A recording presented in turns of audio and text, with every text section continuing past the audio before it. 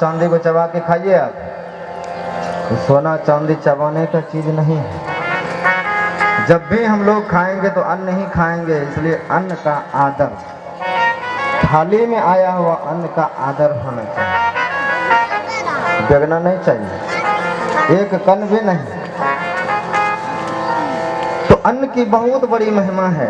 हरियाणा, पंजाब आप उधर चले जाएं, हरिद्वार, तो थाली में जो दिया गया आप एक गिलास पानी भी नहीं फेंक सकते। लिया क्यों? लिया तो उसको पियो, जल जीवन है, ऐसे नहीं फेंक सकते। थाली को बिल्कुल साफ करके खाना पड़ता है, वहाँ का ऐसी परंपरा है। तो ब्राह्मण लोगों ने तो सब भगवान के सखाओं को वहाँ से भगा दिया, और जब भाग गए तो भगवान कहते अरे तुम लोग किसके पास चले गए? ब्राह्मण देव सब तो यज्ञ हवन कर रहे हैं, जाओ ब्राह्मणी माताओं के पास जाओ, वो तुम्हें अवश्य खाने के लिए कुछ न कुछ देंगे। और सभी गोप बालक ब्राह्मणियों की यज्ञ पत्नियों के पास जाते हैं और कहते हैं हे माता, भगवान श्री कृष्ण भोजन मांगा है, हम लोग भूखे हैं, दीजिए। तो सभी ब्राह्मणी कहते हैं कि बालकों जाओ, मैं भोजन नहीं दूंगा। आप भी नहीं दोगे? तब मैं तो दूंगी नहीं, बल्कि मैं स्वयं भोजन अपने हाथ से बना करके भगवान को पवाने जाऊंगा।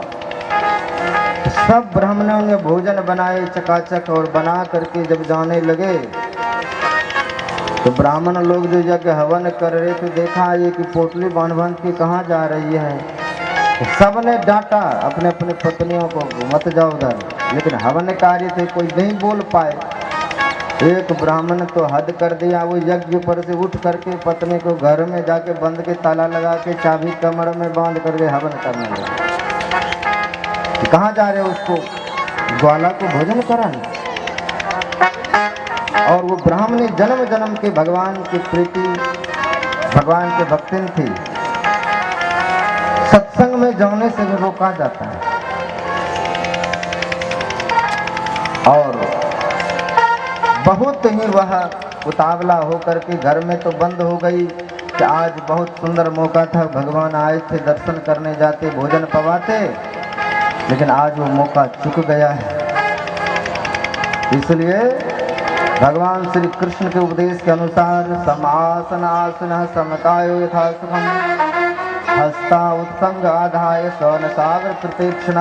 भगवान कहते हैं बराबर जगह पर पालथी मार करके बैठ जाएं, बाएं पैर को नीचे दाएं पैर को ऊपर करते हुए अपने गोद में बाएं हाथ और दाएं हाथ को गोद में लेके शरीर को सीधा करके दृष्टि को नसाग्र में लगाते हुए, सुषुम्ना के द्वार में लगाते हुए अपने जीवन को उस द्वार से निकाल करके, तो गोपियां अपने सूरत को उस मध्य द्वार में लगाते हुए शरीर को छोड़ करके, लो ब्राह्मणों तुमको शरीर चाटना है तो चाटो, मैं इस संसार में रहने वाला नहीं, जब मेरा जीवन भगवान के लिए नहीं है कि तुम्हारे लिए भी नहीं रहने दूंगा।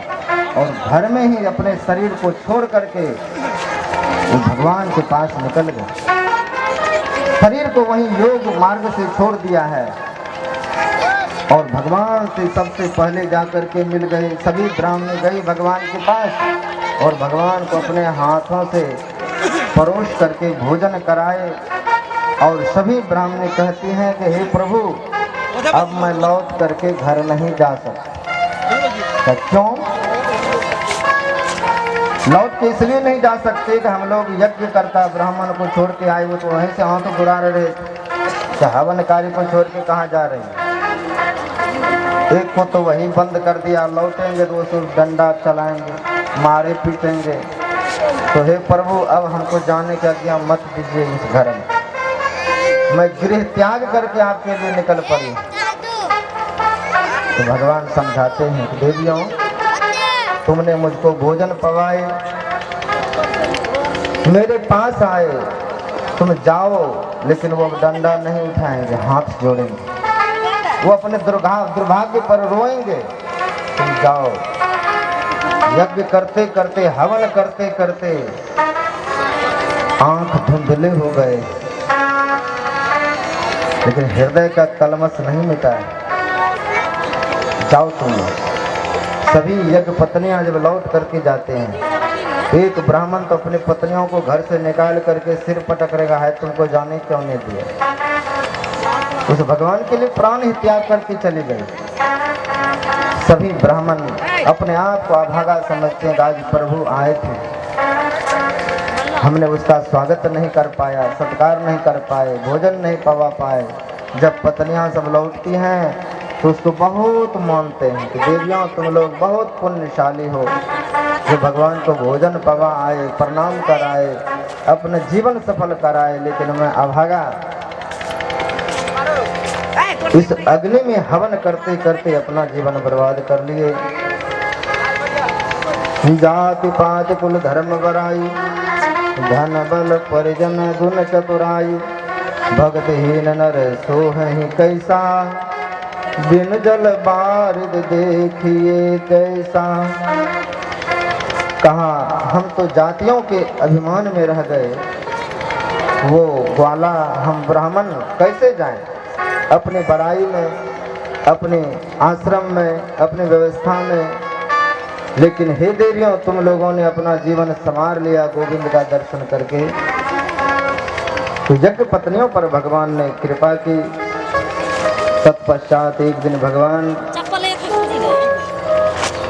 अपने वृंदावन धाम में पूरे गांव भ्रमण करने के पश्चात पता चला कि आज पूरे गांव में इतना सुंदर सुंदर स्वाद क्या आ रहा है, क्या बन रहा है। अपने घर में जब गए तब पता चला कि सुंदर सुंदर मिष्ठान मेवा बन रहा है। तो पूछते हैं अपने माँ को कि मैया क्या बना रही है। कहा जाओ पिता से पूछो। तथ्यताम में पितः कोयम समभ्रमो वा उपागतः, किं फलम कस्य उद्देश्य केन वा साधते मखः। कहते हैं हे पिताजी, आप ये क्या करने जा रहे हैं, किस उद्देश्य से यह यज्ञ करने जा रहे हैं, कहाँ पे करने जा रहे हैं। एतद् बुर्हि महान कामो मह्यम सुश्रम सुतः, न हि गोप्यम हि साधुनाम कृतम सर्वात्मात्मनि। आप बताएं किस उद्देश्य से आप ये यज्ञ करना चाह रहे हैं, मत कहाँ पर करेंगे। तब नंद बाबा कहते हैं कि हे कन्हैया, हम लोग इंद्र देव का पूजा करते हैं। क्या क्यों? पर्जन्यो भगवान इंद्रो का वो भगवान है। तो इंद्र भगवान कब से हो गए? तो हाँ, हम लोग यज्ञ करते हैं तो वो बारिश करता है, बारिश करता है तो अन्न उपजता है, अन्न उपजता है तो हम लोग जीते हैं। पर्जन्यो भगवान इंद्रो मेघास्तस्य मूर्तये, ते भी वर्षन्ति भूतानां